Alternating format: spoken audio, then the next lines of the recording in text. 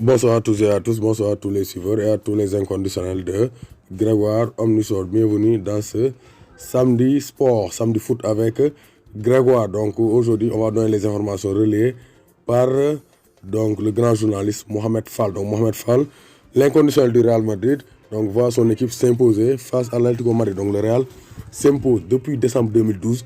Real gagne à domicile en Liga Atlético Madrid. C'est la première fois depuis décembre 2012 que Real gagne Atlético à domicile au Santiago Bernabéu en Liga. Donc c'est pour dire que le Real de Zinedine Zidane a réalisé une très bonne performance. Donc 1-0 en patte Bilodor ou à Atlético Madrid avec un but de Benzema sur un bon travail de Vinicius Junior pour décaler Ferland Mendy tëgg centre bi Benzema ñëw rek teg tànk bi teggi rek bal bi dugg et c'est 1-0. Le Real est plus que jamais leader de la Liga. Donc fële ci France gis nañu Paris Saint-Germain s'est baladé avec Gana Gueye titulaire et exceptionnel au milieu de terrain. Donc Sarabia, Di Maria, Congré dugal ay kanam, Mbappé, Kurzawa et Seda Manita pour le Paris Saint-Germain. Donc gis nañ ne Paris vraiment dafa dóor Montpellier ba mu tëdd. Donc gis nañ ne aussi fële ca Allemagne on a vu un excellent Erling Haaland. Donc Haaland a marqué lors de la victoire de Dortmund 5-0. Donc Haaland vraiment il a des statistiques affolantes. Donc Haaland actuellement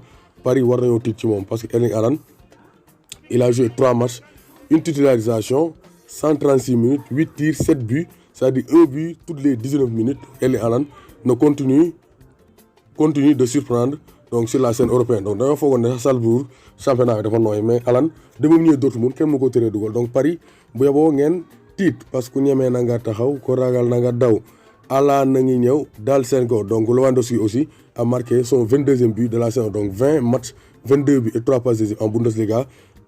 Lewandowski et Lewandowski kenn mënu ko teree dugal. Avec son doublé du jour, Mohamed Salah est le 5e meilleur buteur de l'histoire de Liverpool avec 68 buts à 1 but de Luis Suarez. Donc gis nga Salah 2 saisons et demie la tof Liverpool et léegi mu raw kii di Luis Suarez. Donc Salah vraiment c'est un grand buteur, quoi qu'on puisse dire, c'est un grand buteur. Donc Jadon Sancho aussi est inarrêtable donc en Bundesliga, 18 matchs, 12 buts et 12 passes décisives en 19 donc à 19 ans. Donc vraiment moom aussi c'est un très grand joueur. C'est donc le futur de l'Angleterre. Donc gis nañ ne Gianni Infantino veut la CAN tous les 4 ans. Loolu nañ ci def émission spéciale mais waa FIFA li ñu bëgg waxaguñ ko. Donc Saliou Ciss a été buteur avec Nancy ce vendredi. Donc Saliou Ciss c'est un latéral qui marque vraiment.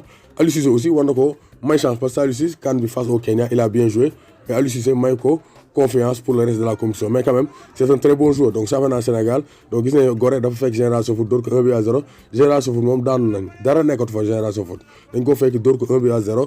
Jaraaf Teungueth FC 0 but partout. NGB Niary Tally moo dóor Stade de Mbour 2-0. SNEIPS Excellence bu Thiès ak Douane 0 but partout. Donc toujours voici le classement. Teungueth 20 points, Douane 2e 14 points, AS Pikine bu dóoree suba day ñëw à 5 points du leader Teungueth FC. Gis nañ ne y a d'autres Sénégalais qui sont bien illustrés en Europe comme Famara Diédhiou. Donc Famara Diédhiou a donc marqué avec Bristol City, ñoom ñoo gagné 1-0. Donc c'est le 8e but de la saison de Famara Diédhiou. Donc Sochaux bu Omar Daf Lorient moo ko dóor 4-0.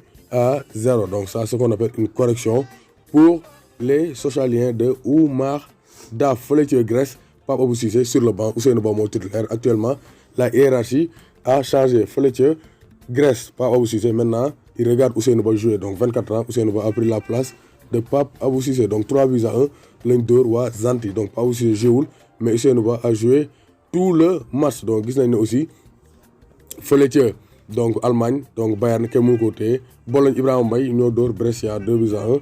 Donc ça chauffe en Europe, ça chauffe. Et les Lions s'illustrent comme Famara Diédhiou qui s'est bien illustré. Mais attention à Erling Haaland. Erling Haaland actuellement kenn mënu ko téye. Donc 8 tirs avec Dortmund, 7 buts. Il marque toutes les 19 minutes. Donc Erling Haaland Paris bu yeboo ngeen tiit parce que Haaland du leen may dara. Benzema offre la victoire au Real Madrid. Ça c'est le résultat de la soirée. Le Real Madrid de Mohamed Fall, de Cheikh Dieye le merengue.